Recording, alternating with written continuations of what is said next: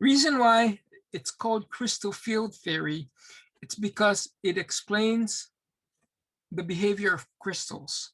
Okay, it explains the behavior of crystals. And crystals like gemstones crystals. Here are some crystals that you see. And I also have the color of the rainbows. And the color of the rainbows is important to understand why different chemicals are highly colored. Okay, you guys just have to remember experiment number 6, your nickel salt synthesis. When you start out the synthesis, you had a starting material nickel, hexa aqua nickel 2 sulfate. That chemical was green. Okay, when you reacted it with ethylene diamine, you had 3 salts, all different colors. Why were they different colors compared to other chemicals that you use in the course that were white? Okay, it has to do with the fact that all of these had transition metals. So let's take a look at this right here. Again, here's an interesting knowledge. Your gemstones are either corundum material, spiked with impurities, or beryl mineral spiked with impurities.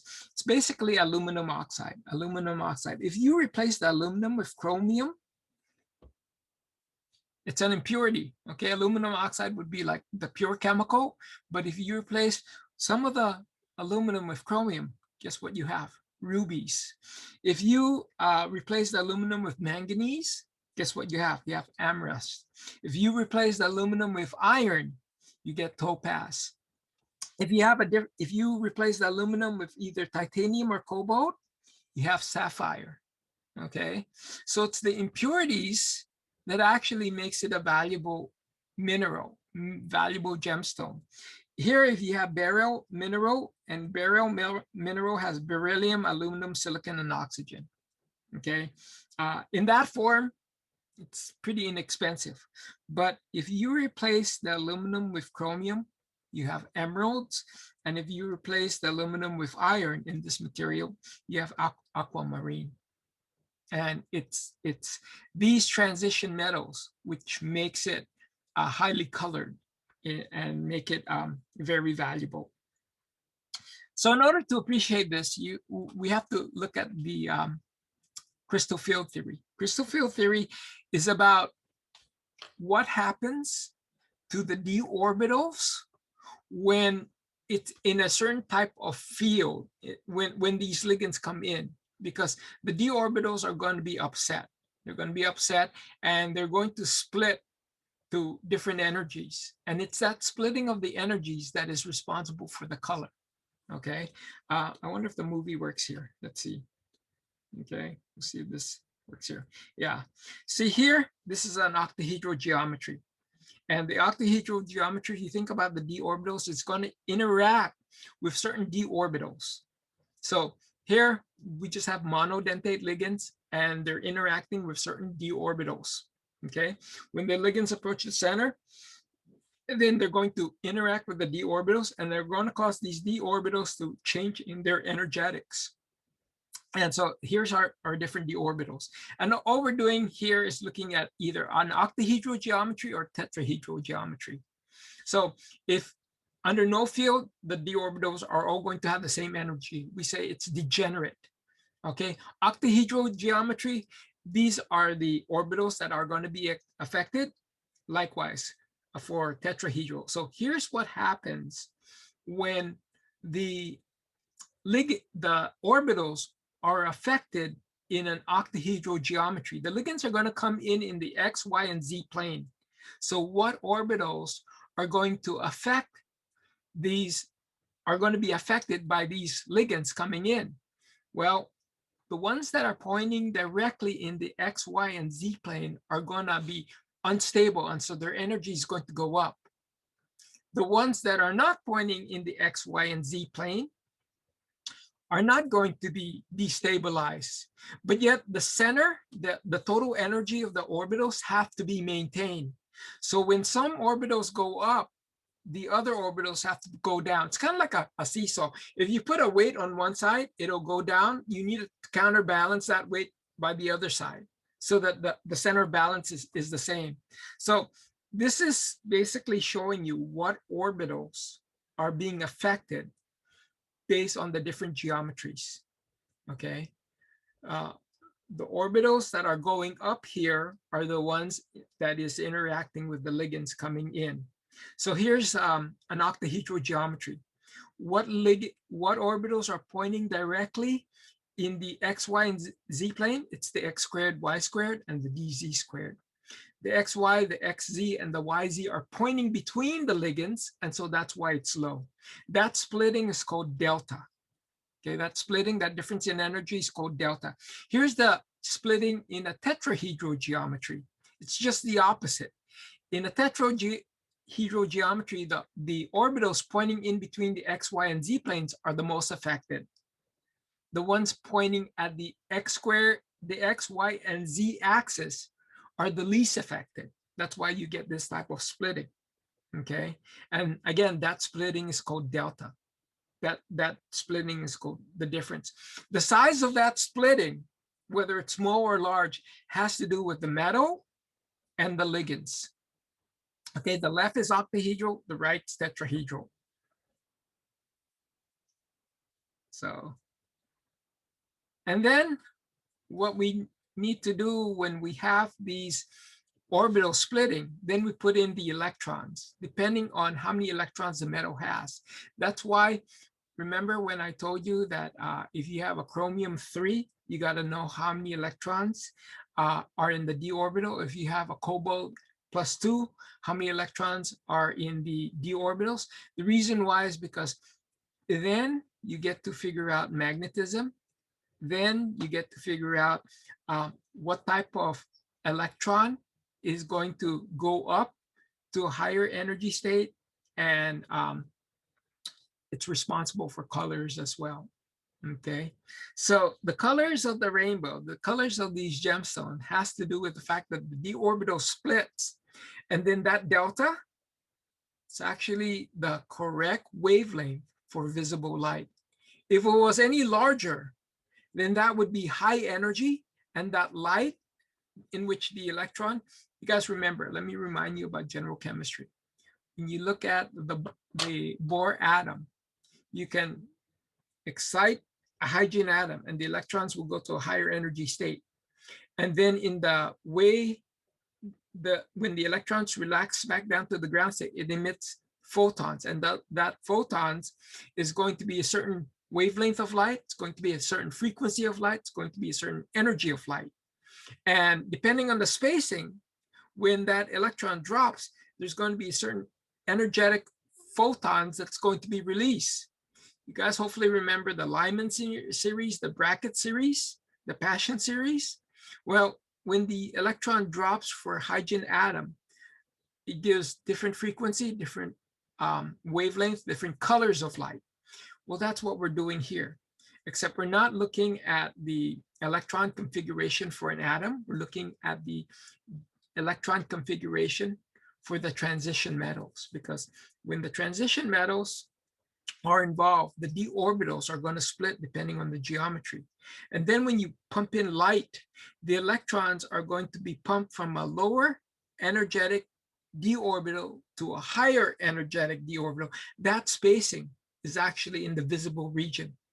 That's why we see it as colors. And then when the electron relaxes back down and the photon is released, we see it as green, purple, or blue, or orange or red.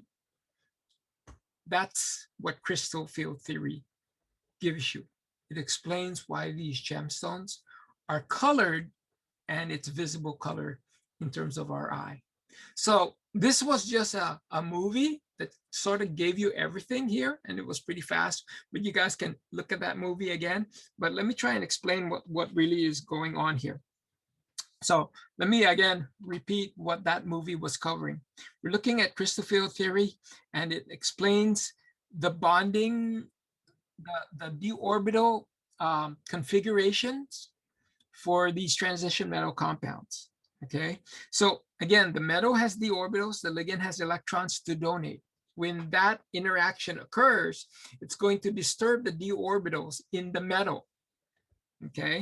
And you're going to get that bond. It's called a coordinated bond. The reason why it's called a coordinated bond is because the electrons are coming from the ligands, okay? And usually what happens is that if you just have the metal, the transition metal, you've got 5d orbitals. And without the geometry involved, these 5d orbitals all have the same energetics. They all have the same energy. The 3dx, the third level dxy, the dxz, the dyz, the dx squared minus y squared, and the dz squared, these are the 5, all have the same energy. And you can think of it as being up here, 1, 2, 3, 4, 5. When ligands come in, they get somewhat stable. Okay? And so their energy goes down here. But as the ligands come in and interact with these d orbitals, they get destabilized. And so this right here is energy. This right here is energy. This is energy. So it gets stabilized when the electrons come into the d orbitals, but then as the electrons come in closer to the nucleus, it gets destabilized. And depending on the geometry, some d orbitals are going to be affected more than others. And that's where we get the splitting, okay? This right here is a 2-3. It's shown this way,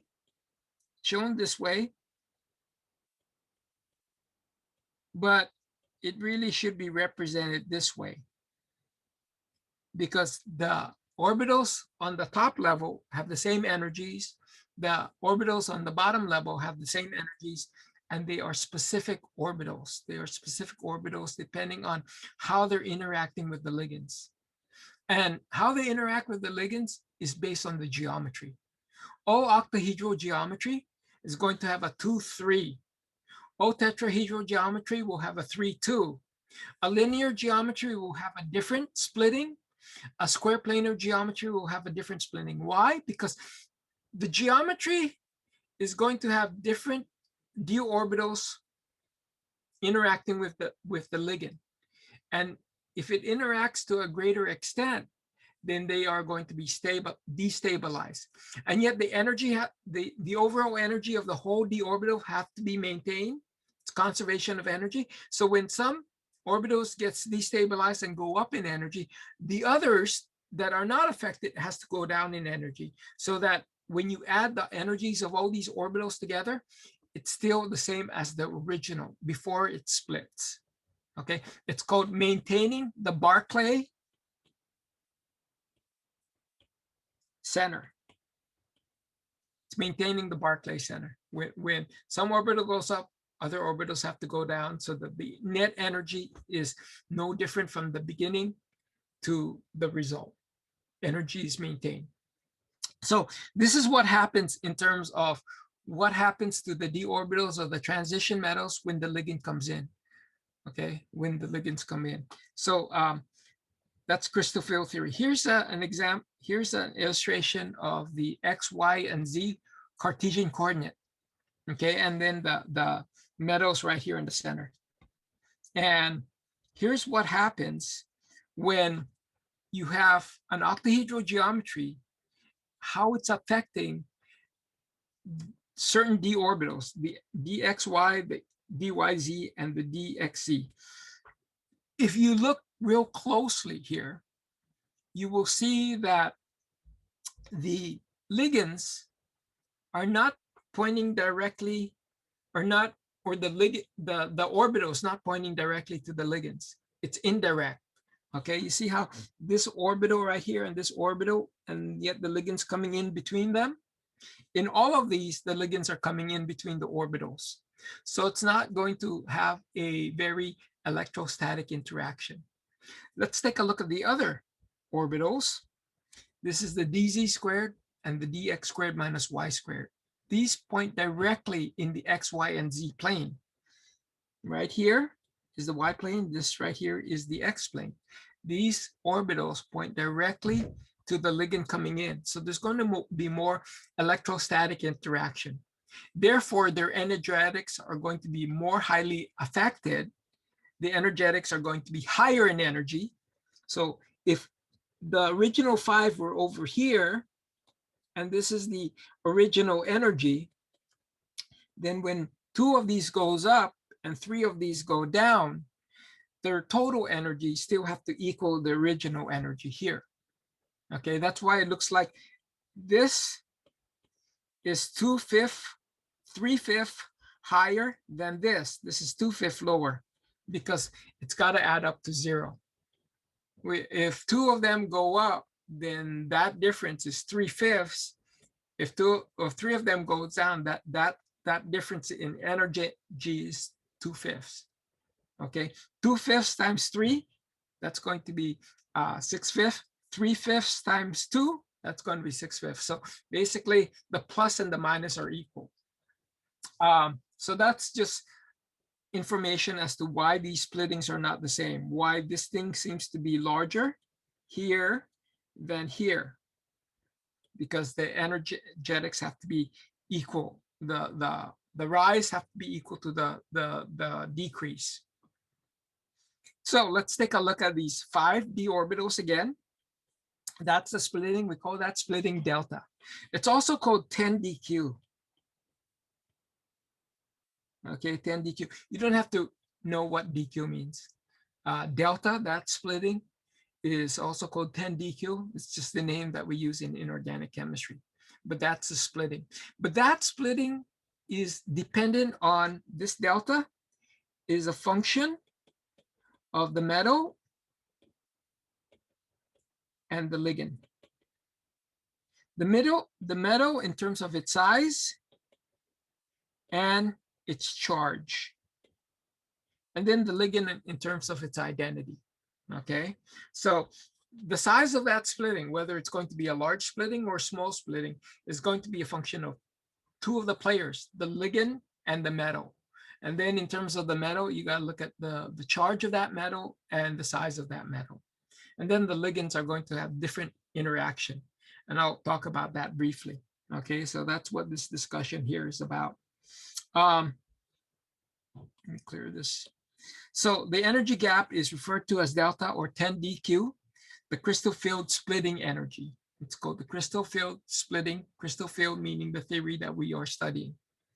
Okay, and dq means differential quanta. Don't worry about that. You guys can read more about that if you want. So look at this right here. We have, these are different compounds. They all have chromium, and they're all chromium +3.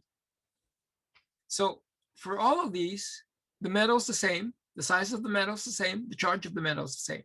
What's the difference? The ligand. The fluorine causes that splitting, causes a splitting. The water also causes a splitting, but notice the splitting is larger. That delta is larger.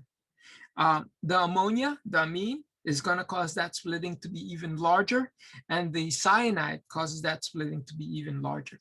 So there must be a series that indicates, depending on the ligand, you're going to have a larger splitting.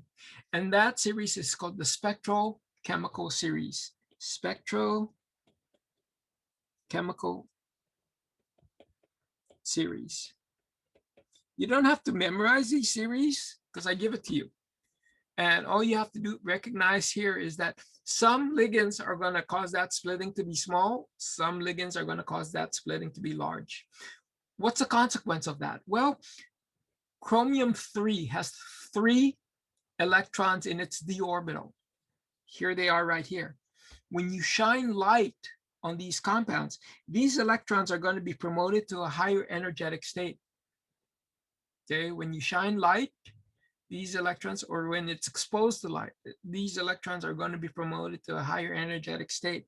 When these electrons relax back down, depending on which compound you have, the energy for this chemical is going to be larger when it releases a photon. That photon is going to be more highly energetic than this chemical over here. Why? Because the gap is bigger for that compound.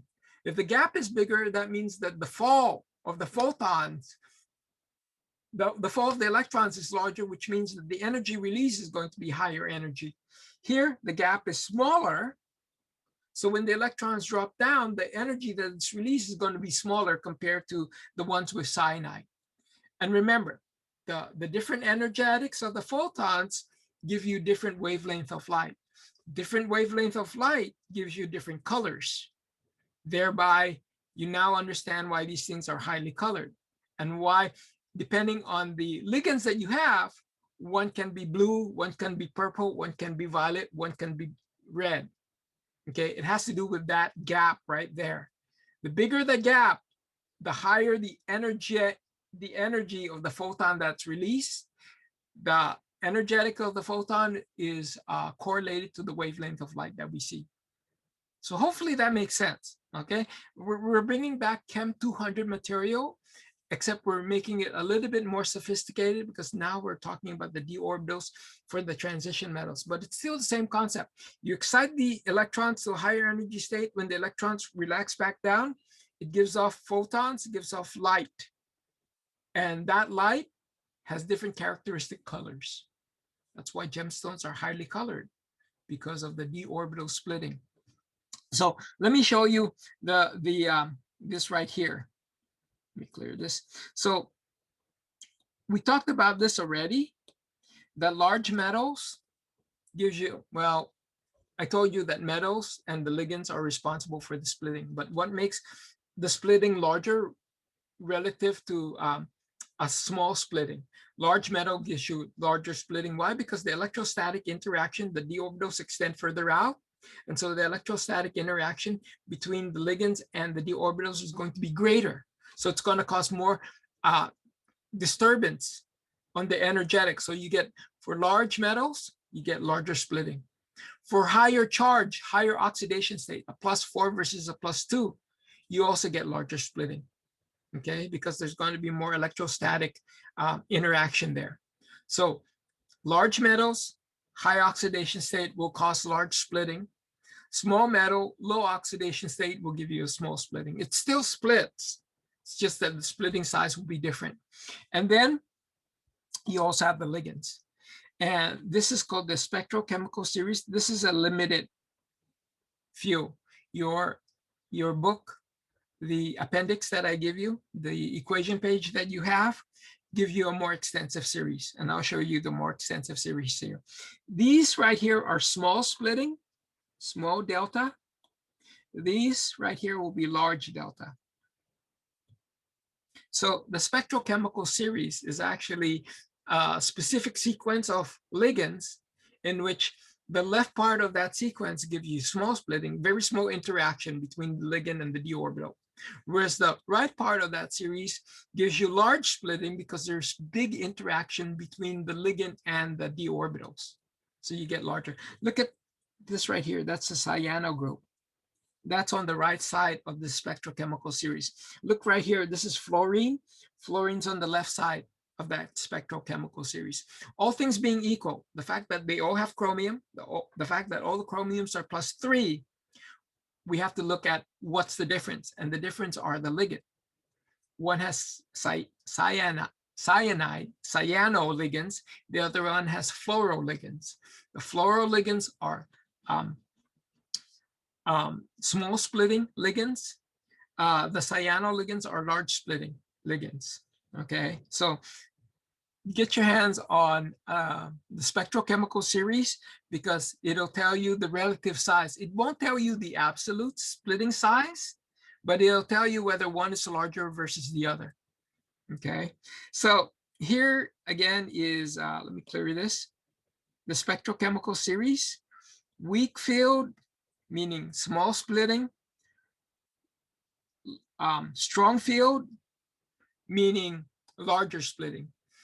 When I say field, think of it as a force field or some sort of electrostatic field. When the d orbitals and the electrons on the ligands come in, there's some sort of Coulombic interaction. There's some sort of electrostatic field that's going on. If the electrostatic field is weak, thereby we call it weak field, then that splitting is not going to be large.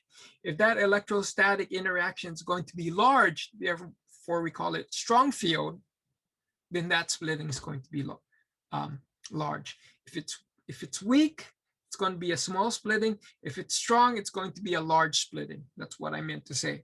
And these right here are weak field. These right here are strong field. And that gap is a function of the field in terms of the electrostatic interaction. Okay. So let's walk across the periodic table. And I want to show you the periodic table here. What we're going to be doing is we're just going to be going across from scandium to zinc. We can also be saying yttrium to cadmium or lanthanide to mercury right here. Okay, but what we're doing is we're just going to be marching across the transition metals, and we're looking at how many electrons these ions will have and what the electron configuration will be depending on how many electrons these transition metals have. Okay, so that's what this discussion is about right here. Okay, so I'm going to refer back and forth to the periodic table, and then I'll go to my discussion here.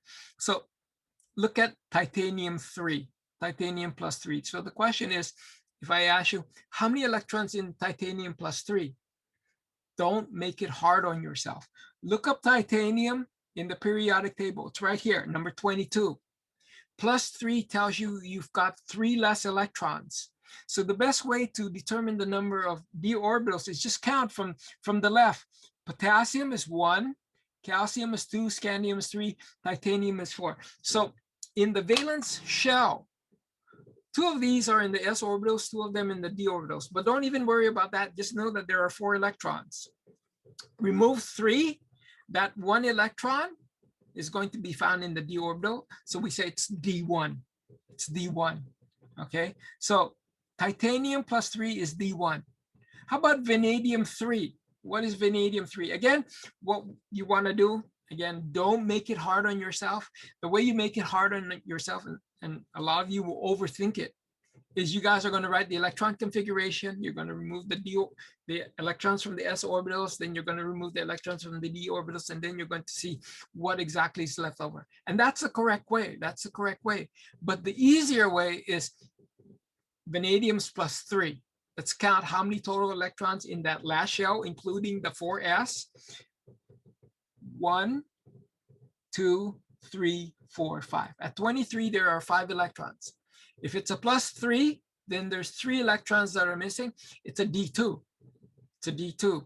What if I told you how many electrons in nickel plus 4?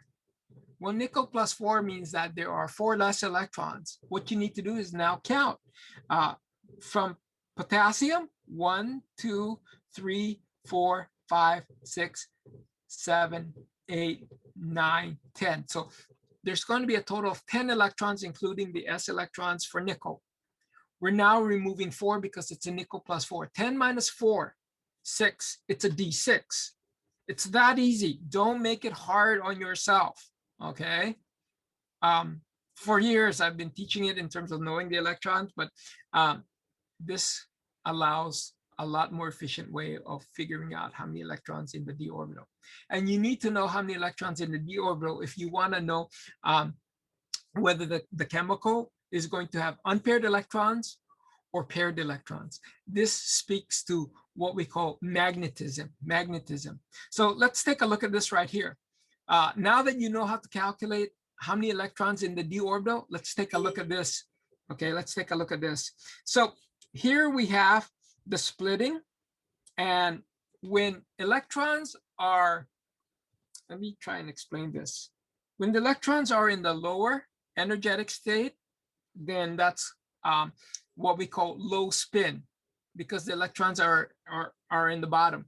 Whenever you have 1 electrons, 2 electrons, or 3 electrons, it's got to follow the Pauli exclusion Hund's rule. Hund's rule says they go in at different orbitals at time with the same spin.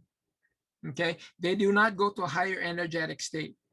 They go in at one orbital at a time, same spin. But then when we come to our fourth electron, we have a choice. We can pair it down here. Hund's rule doesn't apply when we have 4 electrons. We can pair it down here, or we can do this. 1, 2, 3, 4. This would be for metals with 4 electrons in its d orbital. This would be referred to as low spin.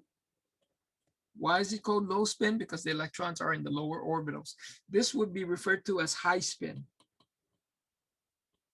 Why is it called high spin? Because the electrons are promoted to the higher energetic state. How do you know if it's going to be low spin or high spin? That's what this discussion is about. Okay. And it only occurs for D4, D5, D6, D7. It does not occur for D1 to D3, and it doesn't occur for D8, D9, and D10. Only D4 through D7. And let me show you why. Let me show you why. Let me clear this. Okay. Again, this would be low spin. This would be high spin. Has to do with where you put that 4th electron. So low spin, it has to do with this right here. Let's say we have this versus this. Let's say that the delta here is small versus this right here. Okay, has to do with the delta, the gap. When we have 4 electrons, this delta is so large, it's going to cost too much energy to promote it up here. It's going to cost too much energy to promote it up there. Okay, so instead of promoting the energy and then paying delta, that's an energy, it rather put it down here and pay the pairing energy,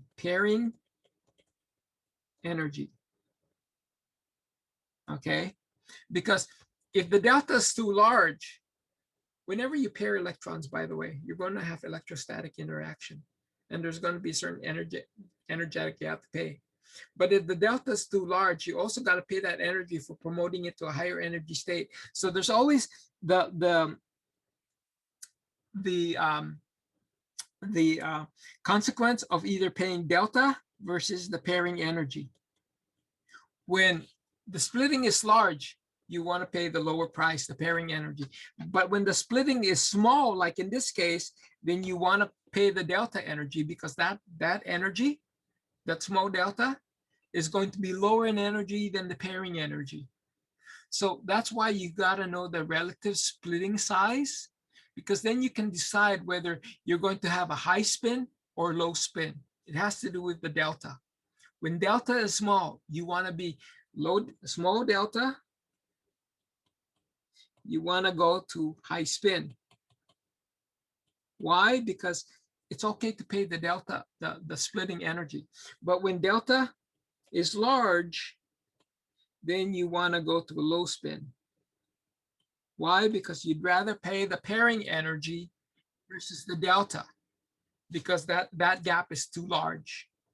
Okay, so that's how you decide whether it's going to be high spin or low spin. You got to look at the delta. Let me clear this for you. Okay, like that versus, well, that versus, this is a small splitting, this is a large splitting. This would be low spin. Notice that this is D6, 6 electrons in the d orbital. This also is D6, 6 electrons in the d orbital. But when you're putting the electrons in the small delta, you're putting it in the higher energetic state. That's why it's called high spin. Here, you're putting it in the lower energetic state because delta is too large. That's why it's called low spin. I know there's a lot of vocabulary here. You got to let it soak in. You got to let it soak in. So let's take a look at this series right here. This is titanium 3. It's D1. There is no high spin, low spin. You're only going to put the electrons in the lowest energetic state. Okay, it's going to be put in the lower energetic state. D2, there is no choice there. It's always going to go in the lower energetic state. This is titanium plus 2. Titanium plus 2 is D2. 2 electrons, 4 electrons total, 2 electrons removed, 2 electrons in the d orbital. That's a D2 titanium. This is vanadium, vanadium 2. Vanadium has 4 electrons. Let's take a look. 5 electrons total right here. Okay. Vanadium has 5 electrons. 1, 2, 3, 4, 5. The fact that it's V plus 2, 5 minus 2, that's D3. D3. Okay. That's what we have right here. D3. 1, 2, 3. It's going to go in a lower energetic state. Let's take a look at chromium plus 2. Chromium is 6 electrons. 1, 2, 3, 4, 5, 6. Chromium 2, 6 minus 2, 4. So it's D4. Here we have a choice. It can either be high spin or low spin. It depends on the ligand, because chromium is a small atom, small element, and the oxidation state is a low number. Plus 2 is a low number. So it's not, that splitting is not going to be affected by the chromium. It has to do with the ligand. Is it a strong field ligand or a weak field ligand? Okay, you have a choice here.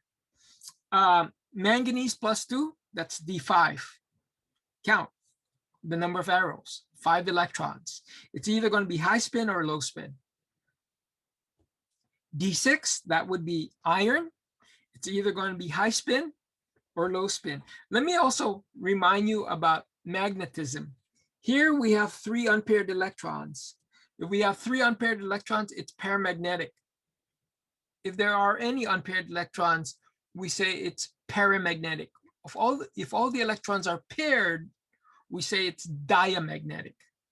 You guys remember that hopefully from general chemistry. When all the electrons in the electron configurations are paired, diamagnetic. If there's a electron that is unpaired, it's paramagnetic. Depending on how many unpaired electrons, it's going to have different values of paramagnetism. Some will be higher than others. This one has 3 unpaired electrons. This one is more paramagnetic than titanium. They're both paramagnetic, except vanadium 2 plus is more paramagnetic than titanium 2 plus. Okay, this right here is paramagnetic with 3 unpaired electrons. This is paramagnetic, but only 2 unpaired electrons. This right here is the most paramagnetic you can have, 5 unpaired electrons. This is also paramagnetic, but only 1 unpaired electrons. D6 right here, 4 unpaired electron for high spin, diamagnetic for low spin, diamagnetic for low spin. Okay, no unpaired electrons. All the electrons are paired up. D7, we have that. It's still high spin, but now you're forced to pair these electrons to the bottom. But the 4th electron you promote to the higher state, the 5th electron you promote to the higher, and then you're forced to pair them up. So it has to go in the lower state right here.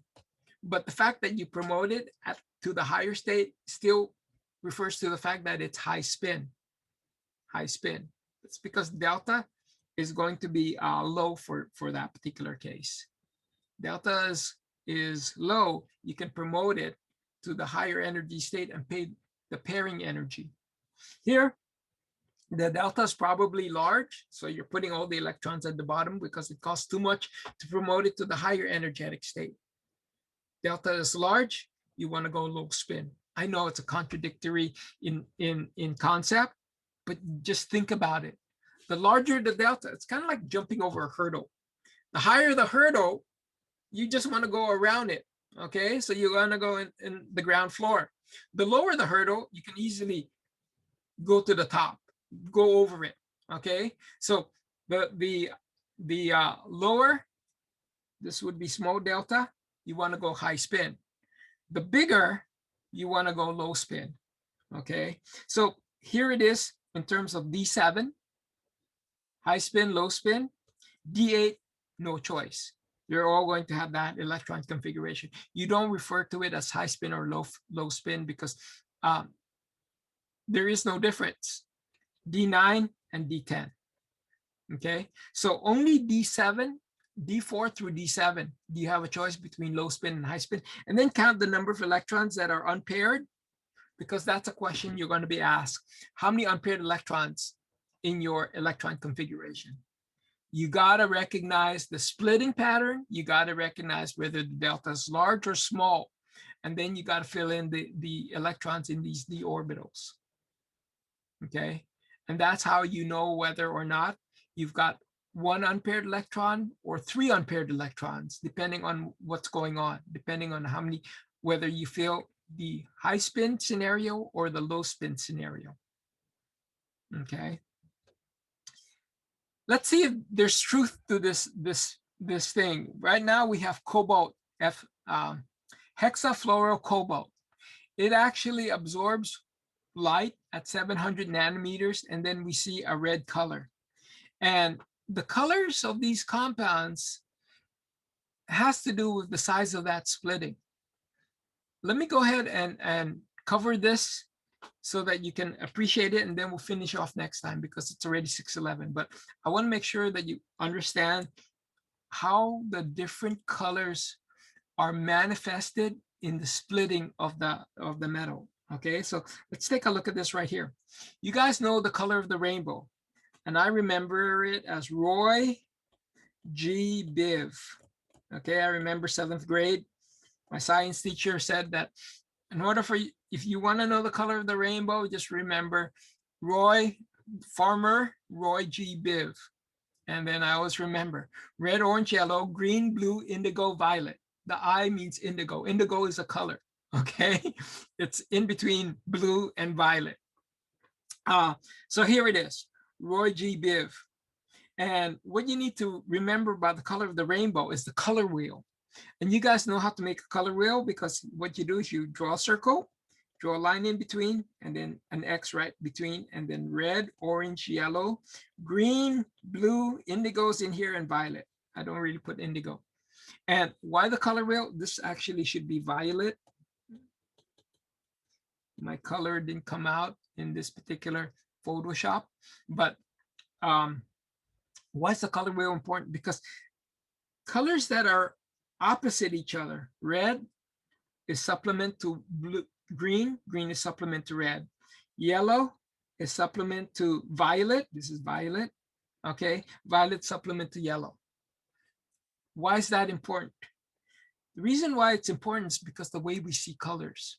When we see something that is black, like that, reason why it's black is when the light hits it, all the colors are absorbed and nothing gets back into our eyes. It's the lack of colors that makes things black.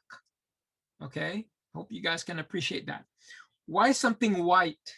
Reason why something is white, like this right here, or your screen, is because when remember, light that we get is basically superimpose different colors of the rainbow. And you can put white light through a prism and then split up the colors. Okay, so white light as we see it, it's coming out of our room, that actually has different frequency, and put together it makes white light. But when light hits white, all the colors that hits it get reflected into our eyes. That's why the superposition of all the colors looks white to us. How about different colors? How about orange and blue or red? Why do they have different colors? Not black, not white, but red or blue. Well, let's take orange. The reason why something looks orange is because that object will absorb all the colors of the rainbow except orange. And orange is the only thing that reflects back to our eyes, and so we see it as orange. That's one way of seeing orange. The other way, and the most important way, is this one right here. The reason something is orange is because the complement of orange, and if we look at this right here, the complement of orange is blue. The complement of orange is blue. So when something is orange like that, it's because blue is absorbed and all the other colors reflect into our eyes, and the superposition of all those colors without blue looks orange to us. I know it's kind of weird, but that's the way we see colors. Either Orange is the only thing that gets reflected in our eyes, or the whole rainbow is reflected to our eyes except the complement of orange, which is blue, and then it looks orange to us. Why is that important? Because if a chemical absorbs blue, okay, it absorbs blue light, then the thing that it releases, the way we see it, is orange. It's going to look orange to us. So if it absorbs blue, what we see is orange. If it absorbs red, then what we see is green. You don't see visible light as colored because it's the superpositions of all the colors in the rainbow. But if you can separate it, you'll see the different colors of the rainbow, and you can do that by a prism or through a dispersion plate. So again, I remind you about the way we see orange, and this could be true for any color. It could be yellow, it could be green, could be blue, okay? But I'm just picking orange for the sake of this discussion. When you see orange, it's because if you see this orange right here, it's because one, all the light is absorbed by that color and nothing but orange hits our eyes, okay? The other way we see orange, and this is true for like solutions, is because all the colors are reflected into our eyes except the complement color of orange. And what is the complement color of orange? You guys should be able to do this, okay? You guys should be able to do this. Red, orange, yellow, green, blue, violet. Roy G. Biv. And the complement of orange is blue. So if blue gets absorbed and all the other colors is reflected by that item, or that item absorbs blue and transmit all the other colors, then our eyes perceive it as orange. Pretty fascinating, okay? But that's just the way it works. So we can use that. We can use that in terms of understanding how transition metal compounds, why they're colored, and why when they absorb colors, we don't actually see the color that is absorbed, we actually see the complement color, okay? So I'll give you an example of that, of one of the experiments that we did in lab. Anyway, the way we look at different colors, or the way we figure out how the color is absorbed, is through absorption. And you guys have seen this instrument in action, both in Chem 200 and in 201 especially. And I apologize that you guys didn't have the hands-on experience of using an absorption spectrometer. It's a pretty fascinating instrument, but at least you've seen it in action and you've seen the results. So what happens is that light is shined through a prism or a slit, and what happens is that it diffracts.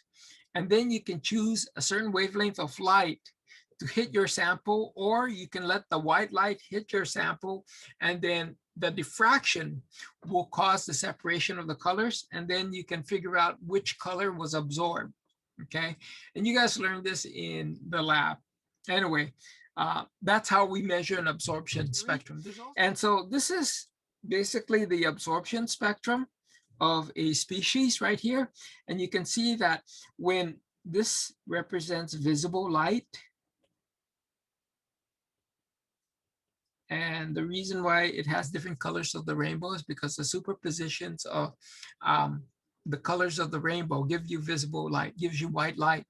So when light radiation hits your sample, the electrons in the ground state of the d orbitals, and remember, it's the d orbital electron transition that causes these things to be colored, because that spacing between the low d orbitals and the high d orbitals is exactly the way the frequency wavelength that is attuned to visible light.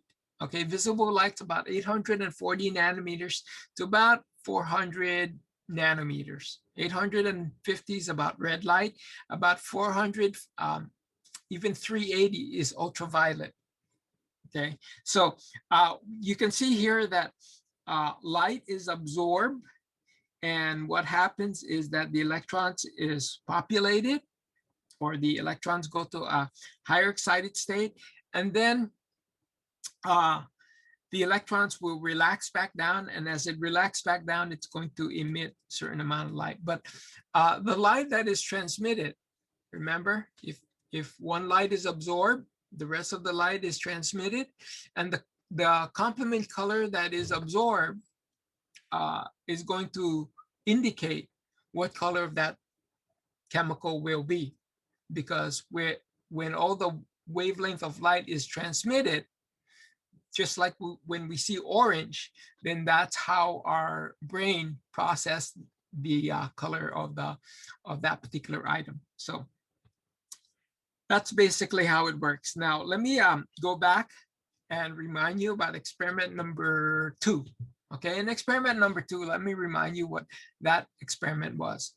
You guys had some iron nitrate, and it was yellow. It looks like rust. Okay, iron in general solutions are yellow, kind of brown. Rust has that sort of color, but you took some iron nitrate and you added thiocyanide. Thiocyanide is SCN, this chemical right here.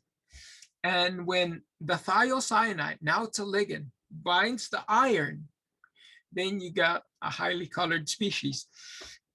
And if the concentration is high enough, it actually looks bloody red. It actually looks bloody red. But you guys didn't make the concentration high enough. The concentration was actually low, so it looks like orange. But at high enough concentration, it looks like red. In fact, they've used iron thiocyanide as fake blood before. Anyway, the iron is still an octahedral geometry. It's actually binding water, but this thiocyanide causes the d orbitals to split. And when the d orbitals split, you guys will see that it absorbs a frequency of light. And what light does it absorb? It absorbs right here. That maximum is the light that this particular compound absorbed. And that's at about maybe 560, 570. I mean, 460, 470. Okay. And if you have the colors of the rainbow, 460, 470 is right about here. Okay, right about here. And that complement looks like orange or red. So now you can explain why that particular chemical that you had was orange or red depending on the concentration, because the complement that the chemical absorbed was about green, probably in the blue region, and the complement of that color is orange red. Okay, so you can see that we have experimental proof of what we were talking about. So here are different transition metal compounds. One's orange, one's red, one's green, one's blue, and one's white. Okay, and the question here is that, and these are all transition metals compound. Blue is usually an indicator of copper. Green's usually an indication of nickel. Okay, and you've seen that in experiment number 6. So let's see what these compounds are.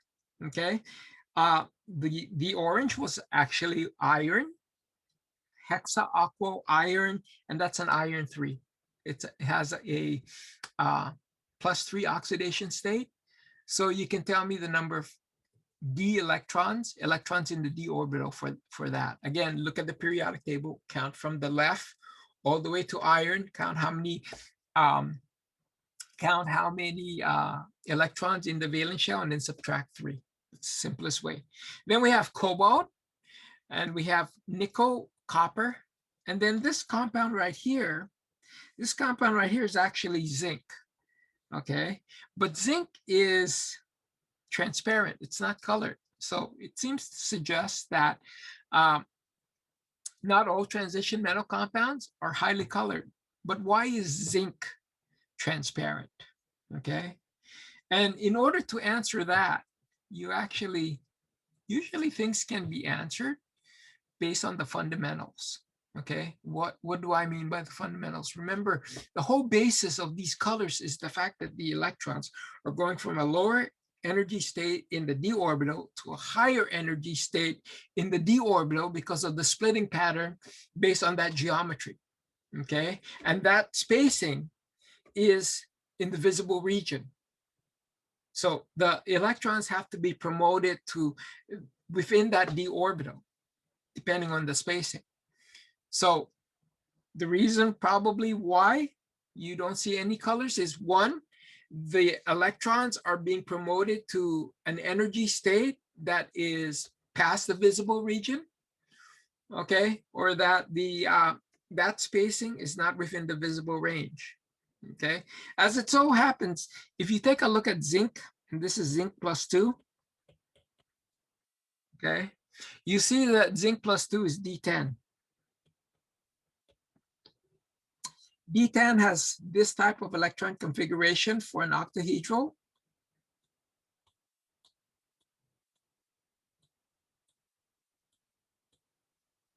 So you can see that there are no space within the d orbital for an electron to make the transition.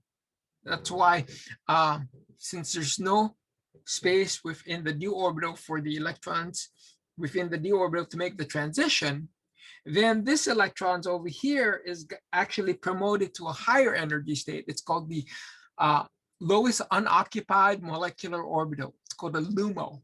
Okay, this is called a HOMO, highest occupied molecular orbital, and that's the highest occupied molecular orbital. And the highest occupied molecular orbital, the HOMO, makes a transition to the LUMO, the lowest unoccupied molecular orbital. But that transition right there is too big, so it's not in the visible region. It's in, if remember, the bigger the gap, the larger the energy.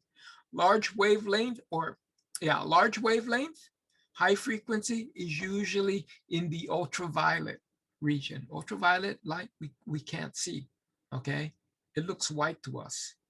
So that's the reason why zinc, hexaoctave zinc plus 2 is transparent. There are other transparent chemicals out there. You just have to look at the electron configuration, how many electrons there are there in the d orbitals. Okay, if it's fully occupied, or if there's no electrons to fill the d orbital, if you have a d0, for example, okay, then that's not going to be colored. That's not going to be colored. So I just want to let you guys know about that. Let's take a look at this right here. These are different transition metal compounds, and this chemical absorbs red, it emits green. Look at the color wheel, okay? If it absorbs red, then it's going to look green, complement colors.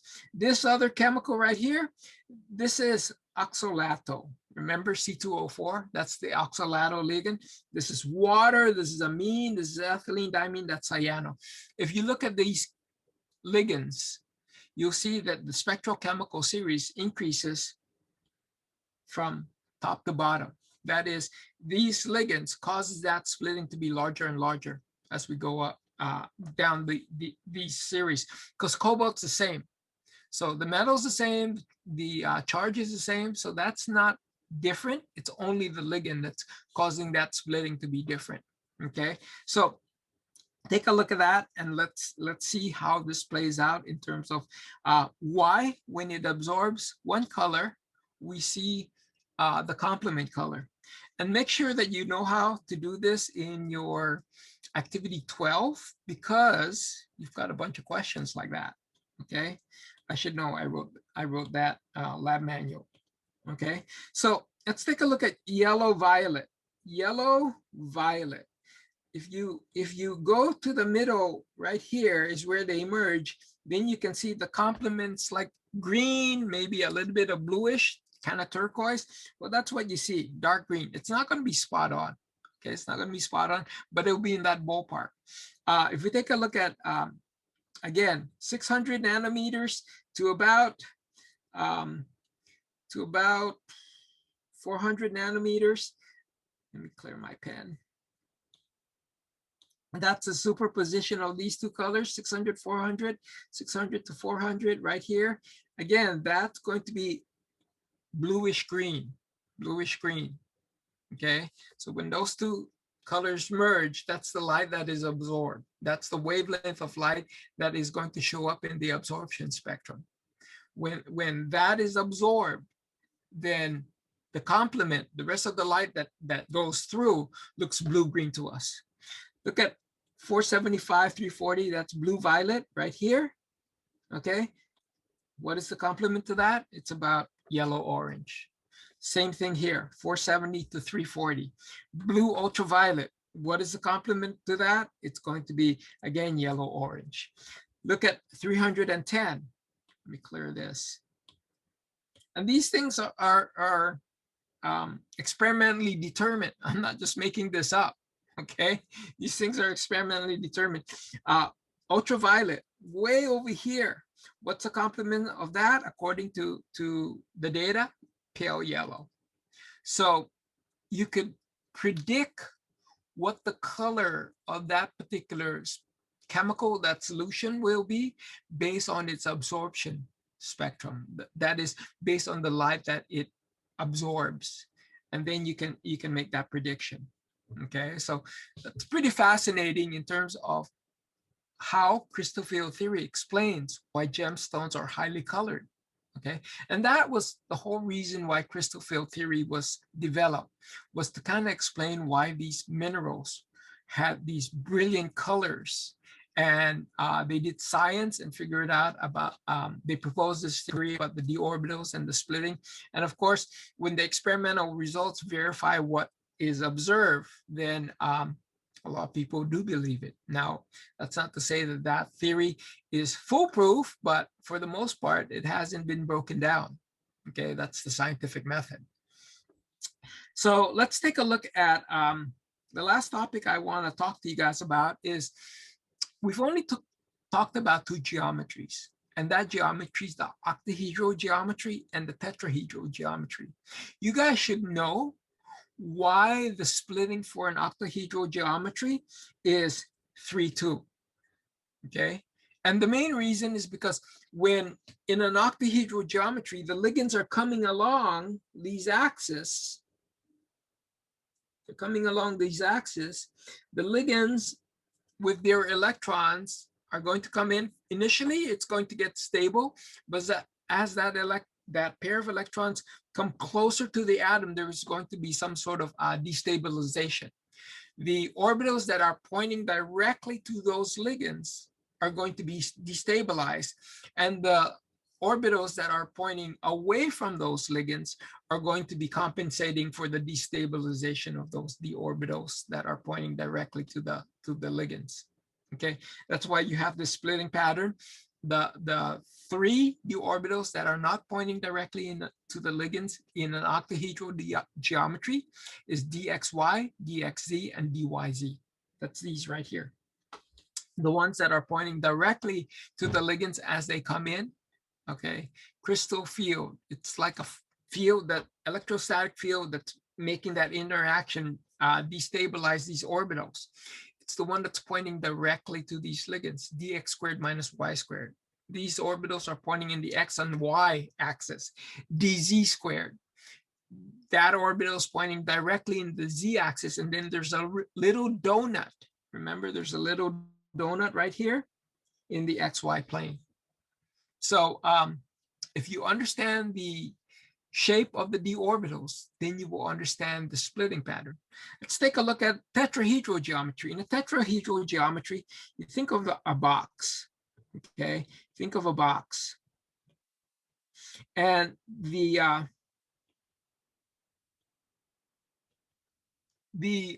ligands are coming in at a geometry that's right around here, okay? And that geometry is tetrahedral. But if you have your, let me change my pen here.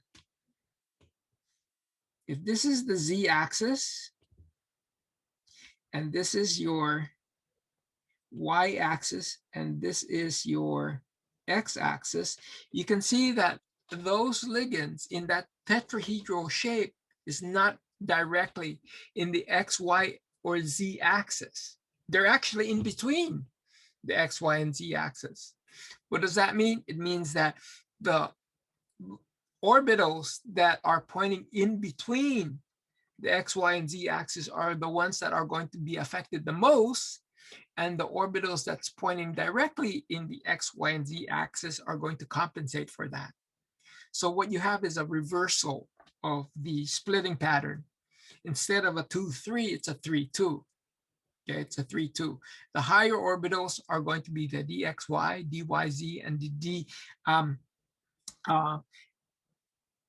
yz, xz. Okay, those are the three orbitals that points in between the axis. And then the ones that are not going to be affected as much are the ones that are pointing directly in the axis, x squared minus y squared, z squared. And that's what you see right here. Okay, the other thing you should note is that if you have the same ligand, let's say that you have palladium and you have, say, chlorine and you have 6, or you have palladium and you have chlorine and 4, and you can actually do that, make one octahedral and make the other one tetrahedral depending on the chemistry conditions. Okay, even though they're the same ligand, this is going to be octahedral.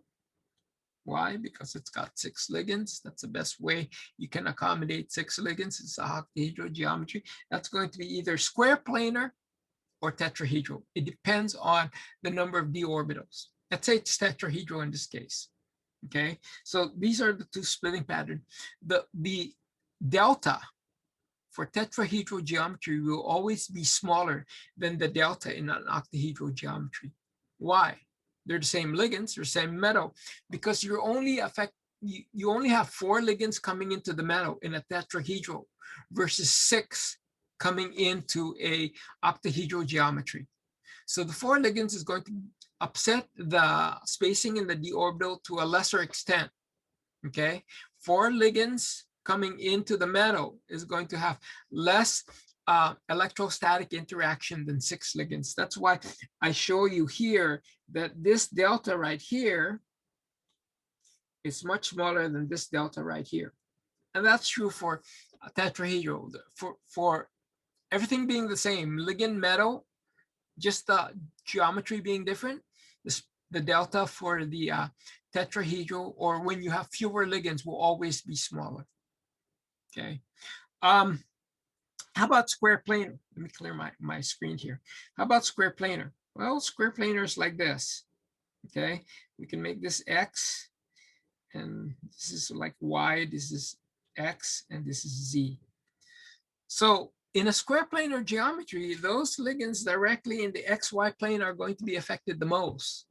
And those that have z component, like up here, okay, down here, z components are going to be affected the least. So that's what the splitting pattern should be. X squared minus y squared, that should be your highest. Okay, that should be your highest. dxy, that should be up there as well, but maybe not to a high degree as your x squared minus y squared, because it's pointing between the axis. So it might be a little bit lower. Okay, and so when you do that analysis, this is the splitting pattern for that. Let me clear this. Say the dx squared minus y squared will be the highest because, again, they're pointing directly at the ligand. The dxy will be the next highest. The dz squared, you might wonder, why is the dz squared up there when the ligands are in the xy plane? Because of that donut. See that donut right there? That's in the xy plane. So it's going to give it a higher destabilization. And then the dxz and the dyz, because they're going to be right here between the lobes, okay, either in one direction or the other direction, they're going to have the same energy. They're going to have the same energy. Again, I remind you about the Cartesian coordinate. If this is z, okay, then one set of lobes for the d orbital will look like this. Another set of lobes for the d orbitals will look like this.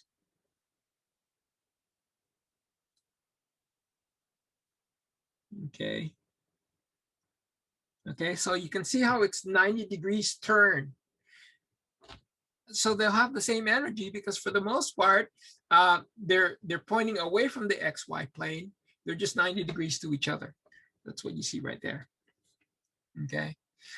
Again, it takes a really good mind eye to see these things visually. I mean, if you are a person who can visualize things, more power to you.